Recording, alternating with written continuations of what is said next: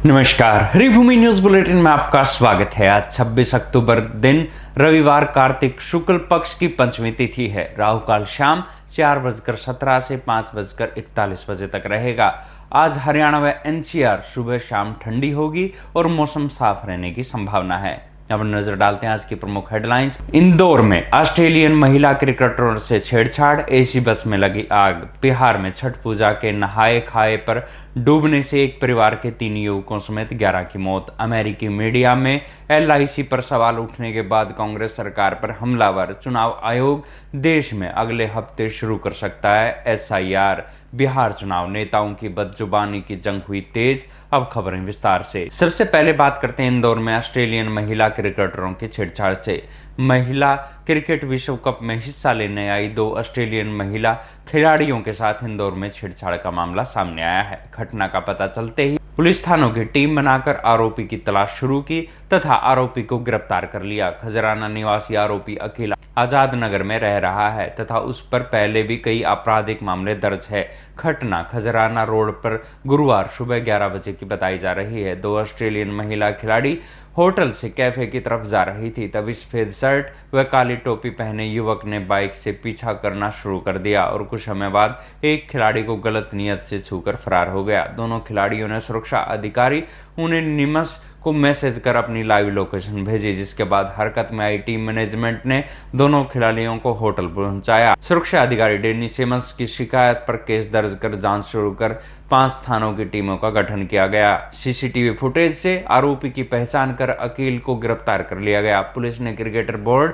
और जिला प्रशासन को भी इससे अवगत करा दिया है। इंदौर के बमनावर गांव के पास ईशागढ़ रोड पर चलती एसी बस में आग लग गई। सूचना के बाद फायर ब्रिगेड के साथ मौके पर पुलिस पहुंच गई। फायर ब्रिगेड से आग बुझाने का प्रयास किया, परंतु पानी खत्म होने के कारण आग पर काबू नहीं पाया जा सका। फिर दूसरी गाड़ी बुलाई गई। समय रहते बस के शीशे तोड़कर यात्रियों को बाहर निकाल लिया गया, जिस कारण हादसे में किसी प्रकार की जनहानि की सूचना नहीं है। बताया जा रहा है कि आग शॉर्ट सर्किट के कारण लगी। एक दिन पहले शुक्रवार को आंध्र प्रदेश के कुर्नूल में बस में आग लगने से 20 यात्रियों के जिंदा जलने से मौत हो गई थी। शुक्रवार को बस में आग लगने के बाद अब बाइक सवार का एक वीडियो सामने आया है, जिसमें पेट्रोल पंप के पास बाइक सवार के नशे में होने व बस में रखे स्मार्टफोन से बस में आग लगने के भी दावे किए जा रहे हैं। इससे 10 दिन पहले राजस्थान में जैसलमेर जोधपुर हाईवे पर चलती एसी स्लीपर बस में आग लगने से 22 यात्री जिंदा जल गए थे। अब बात करते हैं छठ पूजा पर नहाए खाए में डूबने से हुई 11 मौतों की। बिहार में छठ पूजा के दौरान नहाए खाए पर अलग अलग स्थानों पर डूबने से 11 लोगों की मौत हो गई, जिनमें 2 भाइयों समेत एक ही परिवार के 3 युवक शामिल है। पटना में गंगा जल लेने गए एक परिवार के 3 युवकों की गंगा में डूबने से मौत हो गई। जमुई में प्रसाद के लिए गंगा जल लेने गए 2 युवकों, वैशाली में एक युवक के डूबने से मौत हो गई।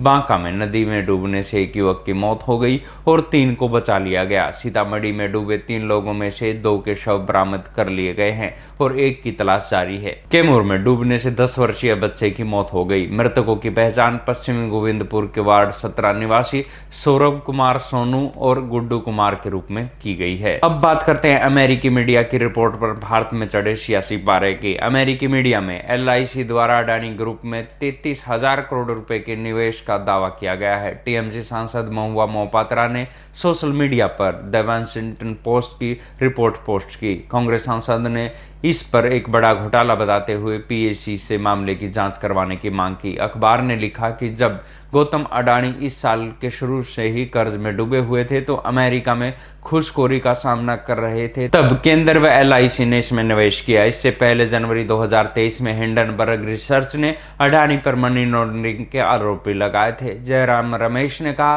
कि ईडी, सीबीआई और इनकम टैक्स विभाग को इस्तेमाल करके दूसरी निजी कंपनियों पर दबाव डाला गया है। उन्हें मजबूर किया गया है कि वे अपनी संपत्ति अडानी ग्रुप को सस्ते में बेच दे। एलआईसी ने अमेरिकी मीडिया के दावे को खारिज करते हुए कहा कि साजिश के तहत एलआईसी की मजबूत व साफ सुथरी छवि को नुकसान पहुंचाने का प्रयास किया जा रहा है, जिसका उद्देश्य कंपनी की अच्छी इमेज को खराब करने और भारत के मजबूत वित्तीय क्षेत्र की बुनियाद को खराब करने के मकसद से ऐसा भ्रम फैलाया जा रहा है। अब बात करते हैं निर्वाचन आयोग की एसआईआर की। भारतीय निर्वाचन आयोग इस हफ्ते पूरे देश में वोटर लिस्ट का स्पेशल इंसेंटिव रिवीजन यानी SIR शुरू कर सकता है, जिसकी शुरुआत 10 से 15 राज्यों में होगी। अगले साल विधानसभा चुनाव वाले असम, तमिलनाडु, पांडिचेरी, केरल व पश्चिम बंगाल में SIR पहले होगी। चुनाव आयोग के अधिकारियों ने बताया कि अभी उन राज्यों में SIR अभी नहीं होगा जहां स्थानीय निकायों के चुनाव होने हैं।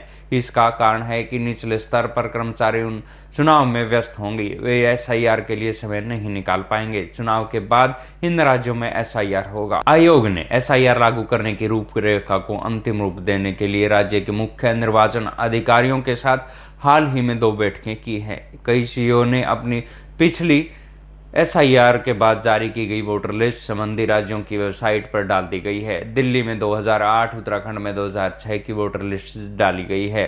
बिहार में 2003 में और अधिकांश राज्यों में वोटर लिस्ट का अंतिम बार SIR 2002 और 2004 के बीच हुआ था। बिहार में इसी साल SIR हुई है। SIR का मुख्य उद्देश्य विदेशी व अवैध प्रवासियों के जन्म स्थान की जांच करके उन्हें बाहर निकालना है।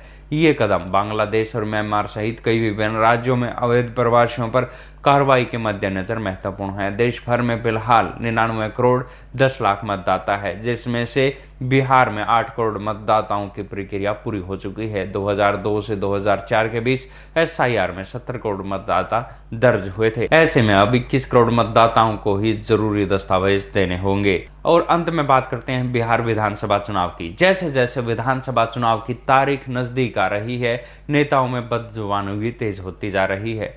खगड़िया में तेजस्वी यादव ने कहा कि चाचा नीतीश की उम्र हो चुकी है और बीजेपी वालों ने उन्हें हाईजैक कर लिया है, वहीं सरकार चला रहे हैं। राजद के पटना ऑफिस के बाहर पोस्टर लगाकर तेजस्वी को बिहार का नायक बताया तो डिप्टी CM सम्राट चौधरी ने कहा कि जिसका परिवार खलनायक हो उसके पिता बिहार के गब्बर सिंह हो, जिन्होंने बिहार को लूटने का काम किया है, वो नायक कैसे हो सकता है।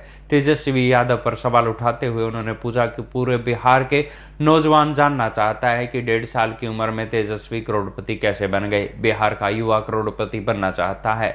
उधर जदयू में 4 पूर्व विधायक सहित पार्टी विरोधी गतिविधियों के चलते 11 नेताओं को पार्टी से निकाल दिया गया है, जिनमें पूर्व मंत्री शैलेश कुमार, पूर्व विधान पार्षद संजय प्रसाद, पूर्व विधायक श्याम बहादुर सिंह, पूर्व विधान पार्षद रणविजय सिंह, पूर्व विधायक सुदर्शन कुमार, अमर कुमार सिंह के अलावा महुआ के जदयू के प्रत्याशी रही आसमा प्रवीण, लव कुमार, आशा सुमन, दिवांशु भारद्वाज और विवेक शुक्ला शामिल है। ऐसी ही खबरों से जुड़े रहने के लिए देखते रहिए हरिभूमि टीवी। और अधिक खबरों को विस्तार से जानना है तो हरिभूमि अखबार पढ़ें या हरिभूमि की वेबसाइट पर जाएं।